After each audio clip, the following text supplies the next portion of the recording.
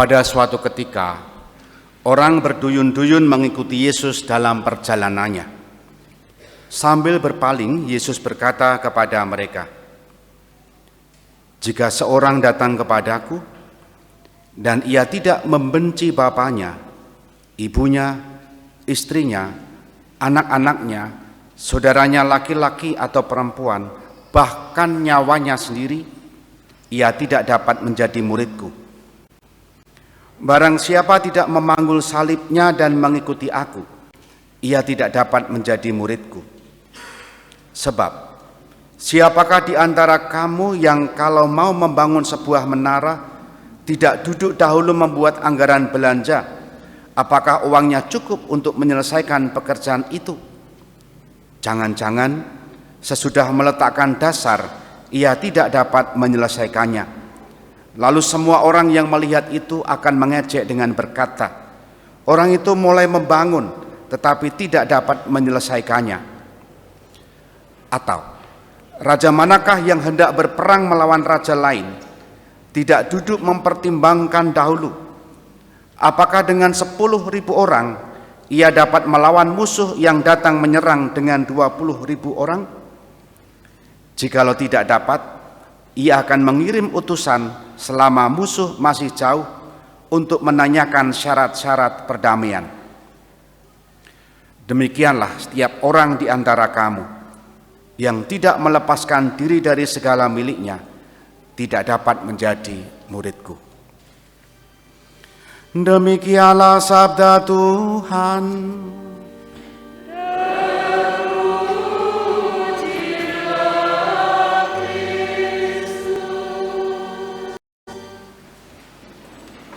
Saudari-saudara yang dikasihi Tuhan, selamat pagi berkah dalam. Semoga semua sehat. Semoga semuanya rezekinya lancar. Amin. Semoga cicilannya segera lunas. Amin. Kemarin saya menerima tamu Bapak Ibu. Pagi-pagi sudah janjian. Tamunya adalah spesial. Spesialnya adalah karena mengalami pengalaman yang menurut saya pengalaman pribadi yang cukup menarik, pengalaman rohani yang cukup menarik. Apa pengalaman itu? Tamu itu mengatakan, dulu ketika SMP, sekarang usianya sekitar 19 menuju 20. Dulu ketika SMP, saya pernah mendapatkan mimpi bertemu dengan seorang laki-laki berpakaian putih kemilau dan wajahnya bersinar. Nah, mimpi itu tidak hanya satu kali katanya, tetapi 5 kali berturut-turut orang yang sama dalam mimpi itu. Saking bingungnya, dia bertanya kepada teman-temannya yang Kristiani di sekolahnya. Kebetulan bukan orang Kristiani yang mendapat mimpi itu. Nah, kemudian ketika ada temannya yang membawa patung Yesus, dia lalu agak kaget dan merasa pria inilah yang menampakkan diri dalam mimpi saya. Itu waktu SMP. Nah, kemudian mencari gereja. Waktu itu gereja yang ditemukan kebetulan di dekat sana ada kapel atau gereja kecil Katolik, bukan gereja yang lain. Terus SMA dia juga mengalami peristiwa kecelakaan. Dokter mengatakan ini kalau bukan mukjizat pasti mati. Dan pada waktu itu katanya ada sosok pria yang sama yang waktu SMP datang dalam mimpi yang menyelamatkan. Nah, kemarin pagi itu menemui saya, menceritakan itu. Ujung-ujungnya adalah pengen dibaptis. Saya mengatakan begini, saya akan membantumu, bukan untuk membaptis besok minggu atau 1 bulan lagi, tidak. Saya akan membantumu untuk mengenali Yesus lebih dekat. Membiasakan hidup secara Katolik. Maka nanti akan ada katekis atau pendamping yang akan menemanimu dan juga ada lingkungan yang nanti akan merengkuhmu. Mungkin hari ini dia baru pertama kalinya misa di gereja. Nah, saudari-saudara yang dikasihi Tuhan, bagi saya, kalau ini betul ya, kalau ini betul, itulah panggilan. Yang namanya panggilan itu kan perlu ditanggapi toh. Contoh, Dadang, nek saya budak, saya tidak akan menjawab. Tapi nek saya tidak budak, wih, gitu kan, kenapa gitu kan. Artinya ketika orang mau manggil, yang mendengarkan tentu menjawab, ya atau saya, atau nun, atau kulo, atau dalem, atau ya saya siap. Nah, menjadi murid Kristus adalah panggilan.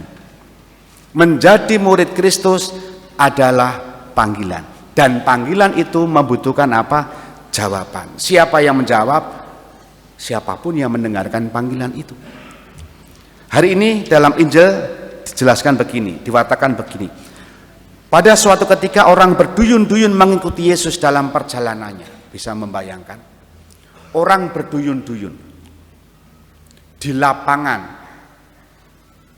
dan kepada merekalah Yesus mengatakan, kalau ingin menjadi muridku harus membenci bapaknya, saudara-saudaranya, bahkan nyawanya sendiri, dan memanggul salib serta mengikuti aku. Terhadap orang yang berduyun-duyun itu kita tidak tahu. Dari yang berduyun-duyun itu, yang akhirnya menanggapi tawaran Yesus itu, panggilan Yesus itu berapa, kita tidak tahu. Kitab suci tidak mencatatnya. Tetapi kalau saya merenungkan konteks sekarang ini, yang duduk di sini, Anda semua, baik yang di gereja maupun yang di rumah masing-masing, itu bukan lagi sudah berduyun-duyun, tetapi orang yang sudah menjawab panggilan Yesus untuk menjadi muridnya, hanya terus-menerus diingatkan, terus-menerus diperbaharui. Apakah jawaban ya terhadap panggilan Yesus itu sungguh-sungguh konsekuen, konsisten, dan bertahan? Itulah.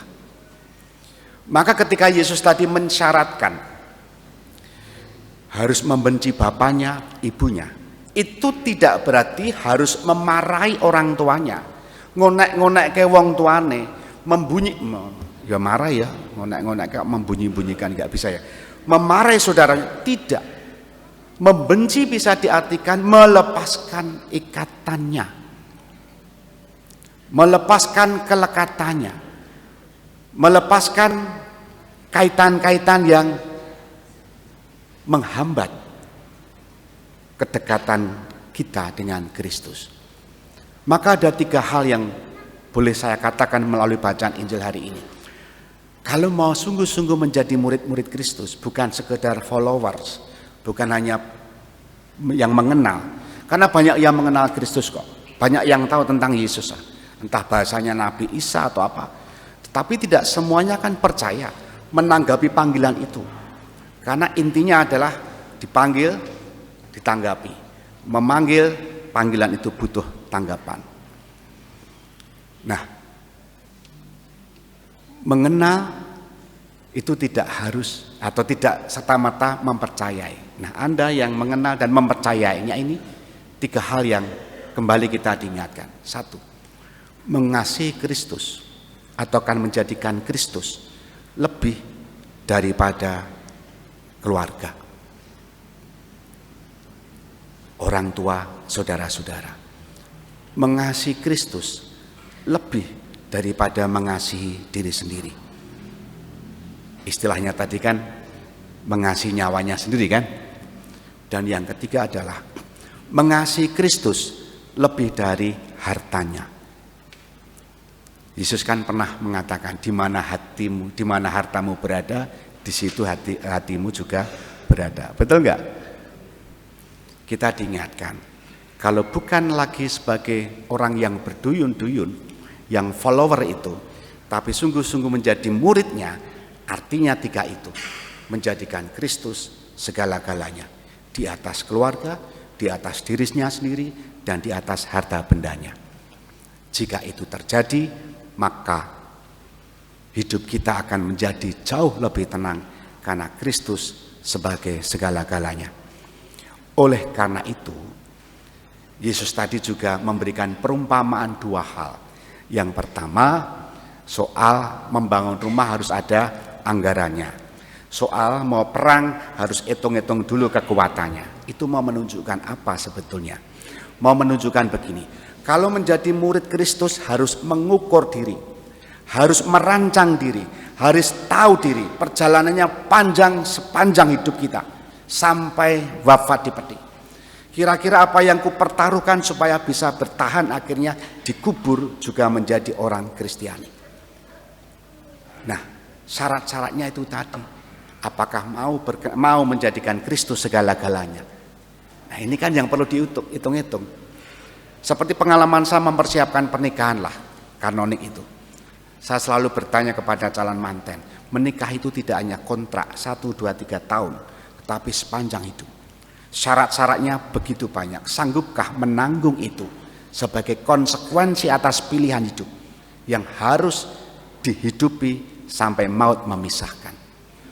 Maka istilah dua tadi, perumpamaan dua hal tadi, membangun rumah dengan anggaran, mau perang dengan hitung kekuatan, artinya menjadi murid Kristus juga harus menghitung kemampuan, menghitung semangat, menghitung motivasi. Sanggupkah bertahan sampai akhir? Kita hening sejenak.